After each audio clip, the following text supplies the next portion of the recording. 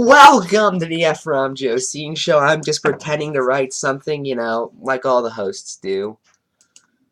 Anyway, here is your news of the day. Now, first off, unfortunately, I was not able to do a show yesterday because I was sick. Luckily, I am no longer sick.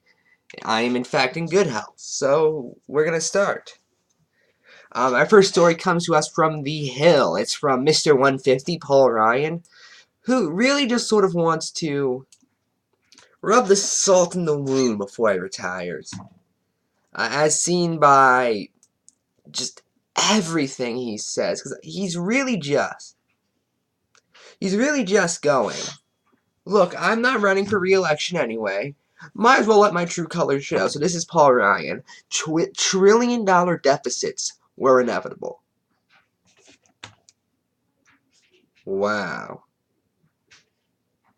Here's what it says. Speaker Paul Ryan, R. Wisconsin, says that trillion-dollar deficits could not have been avoided by the GOP-controlled Congress, responding to critics within his party who say the leaders have behaved irresponsibly. Yes, they could have. They very easily could have. You could have, for instance, our military costs us, I think it's $100 billion a year. If we were to cut that in half, we'd still have the biggest nation. We'd still have the biggest military ever seen by man. I'm not even saying cut it in half. Maybe cut it by a fourth. Just that's as far as I'd go. But don't increase it at the very least. Don't increase it now of all times when we're in a giant debt crisis. You could have not passed tax cuts. No. You could have done so many things he just refuses to do because he's Paul Ryan. Okay, here's what Paul Ryan had to say. I'm going to warn you. There is no voice more annoying than Paul Ryan, with the exceptions of maybe Ted Cruz, Ben Shapiro, and Lindsey Graham. I'm not even going to try to do an impression because I really can't. It's kind of like this, It's like this weird combination where just high-pitched enough to be annoying, but not really high-pitched enough to be a squeal, I'm like Ted Cruz! That was my Ted Cruz voice. That was going to happen. The baby boomers retiring was going to do that. Ryan said on NBC's Meet the Press that projecting that this country will start running trillion-dollar deficits since 2020. Now, what he's talking about there is Social Security going bankrupt. What he neglects to mention, mind you, is that Bill Clinton had Social Security perfectly fixed until I believe it was the 2070s. Social Security went bankrupt in 2010, though. Why is that? Because Paul Ryan, not exclusively him, mind you, but George W. Bush and his Republican buddies, including Paul Ryan, took the Social Security money to pay for the wars in Iraq and Afghanistan. And then, when it went bankrupt, they ignored why it went bankrupt. That's what caused Social Security. Social Security would be working great if they would have kept their hands off of it. And you want to know why they also did that? So they could try and privatize it. Thank God we didn't let them get away with that one. Ryan and other GOP leaders have come under fire for passing $1.5 trillion in tax cuts last year, which may wind up costing more than expected, in addition to the $1.3 trillion ambiguous spending package in March. Senator Bob Corker, R. Tennessee, has said that voting for the tax passage could well be one of the worst votes I've made. Too bad you're a hack, Bob. Why didn't you vote against it then? Or, I don't think you voted against the spending package. Now, I could be wrong on that. I'm not sure which way you voted on the spending package. But you didn't really realize something like this could have come up? And that the Trump administration is on track to be one of the most fiscally irresponsible administrations in history. Bob, you're one of the few sane Republicans left. Congratulations. Now, not by very much. You're still mostly insane. But you at least understand. At least he's willing to admit the Republicans are doing it. Others. This is the history of the deficit right here. From 1776 to the 1970s, in our first 200 years of a country, we racked up, I think it was $767 billion in debt. Reagan then, in the course of one administration, doubled it. Or tripled it, I think, even. It was in the $2 trillion afterwards. And then, when Clinton balanced the budget, George W. Bush sent everyone tax rebates. He blew the surplus trying to buy people to like him. That's what they never tell you. Ryan, however, said that the projected spike on spending for Medicare, Medicaid, and Social Security will have the biggest impact on the future deficit. It didn't have to! For the love of God, it didn't have to! All you people had to do was nothing! That's one of the easiest things for a human being to do. And you did not do that. You and George W. Bush and John Boehner and Dennis Hartman and who else? I don't think Bob Dole was there yet. And all your others, and Dick Cheney and Donald Rumsfeld and all your other Republican friends. I don't think Donald Rumsfeld was particularly involved. I don't know why I listed him. Specifically, stole the money. That's what you did. You stole the money.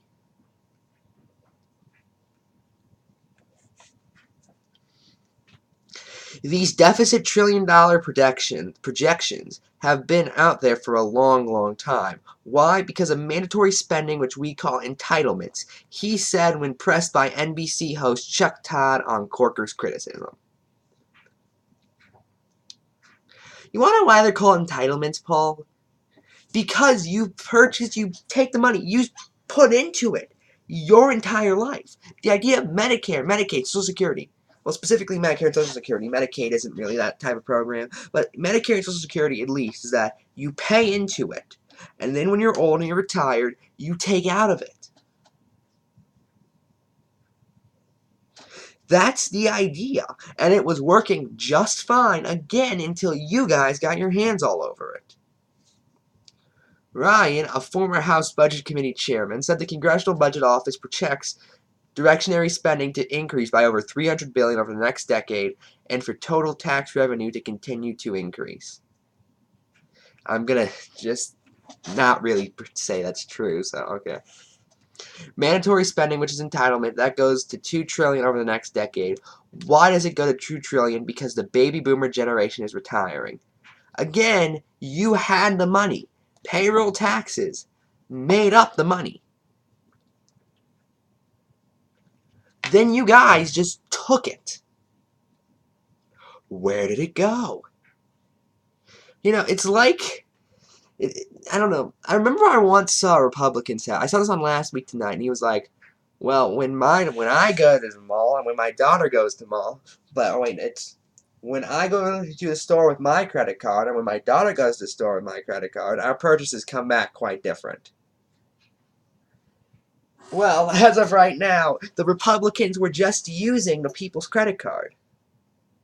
And they wasted it on more needless wars over direct lies.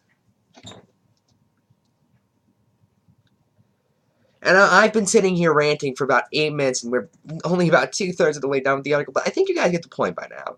I think you guys get the point.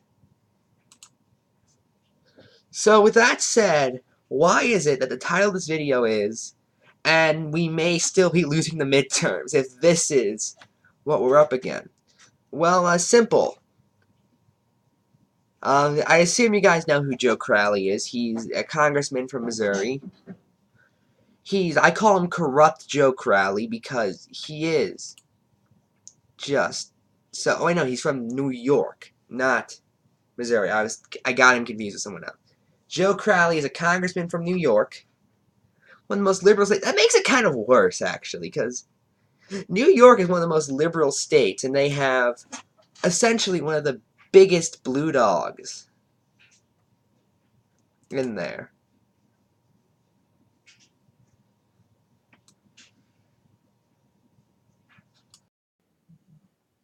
Anyway, Mediaite has this story. I think it's great, personally. Here's what it says. Fox News Sunday host Chris Wallace grilled House Democratic Caucus Chairman Joe Crowley, DNY. Isn't it sad, by the way, that he's the leader of the Democratic Caucus when he's just such a corporatist? On rumors he could run for the House Minority Leader position if Democrats open the House in 2018, replacing Representative Nancy Pelosi should he win the race.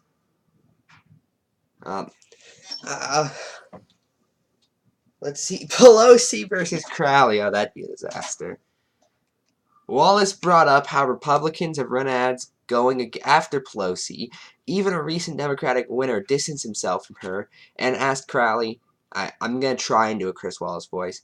Is Nancy Pelosi a liability for Democrats in this campaign? Crowley pushed back on Wallace's repeated questions about Pelosi being liable to her party and said he most likely would not attempt to unseat the longtime Democratic leader. If Nancy Pelosi says, I don't see a scenario which I would challenge her from that position, he said on Sunday, I'm focusing right now on winning back to House of Representatives. It's that focus on the goal of the entire Democratic leadership.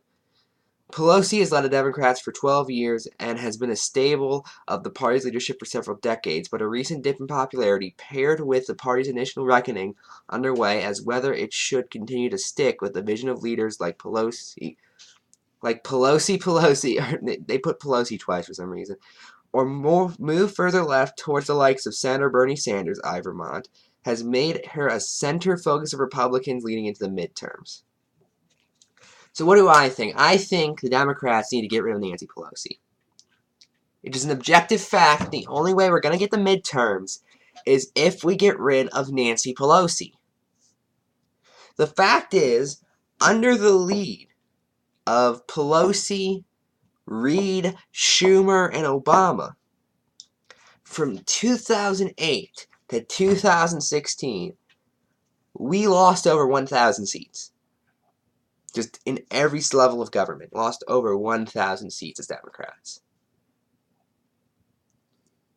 Now, I consider myself a Democrat. Not a very strong one, mind you. I consider myself independent Democratic leaning.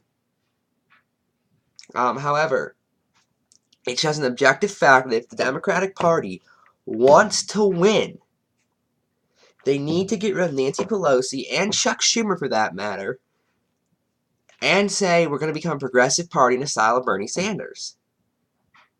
That's what we need to do. As of right now, Bernie Sanders is the most popular politician in the United States. He's the only one who nationwide has more than a 50% approval rating. His approval rating is currently 60%. And the Democratic Party just goes, oh, no, it shouldn't go in that direction. No, that'd be bad. Why? Because that upset our donors. It's pathetically obvious what they're doing, for that matter. It's obvious they're corrupt. It's obvious they're corporatists. All I can think of now is that I'm going to sound really pretentious while saying this, I know. But there was a Noam Chomsky quote. I think it was Chomsky. It went something like, in the United States, there's one party, the business party, and it has two right wings. That's more or less what the Democratic Party is right now. It's the other right wing. And the fact is, and for that matter, just sitting in a burning building going, this is fine, doesn't make any sense. Because if this is truly fine, then why wouldn't we want to continue voting in the people who made it fine? Democrats are currently in a minority right now. You don't say, this is fine, when you're losing. You say, this is awful, this is not fine, everything is on fire.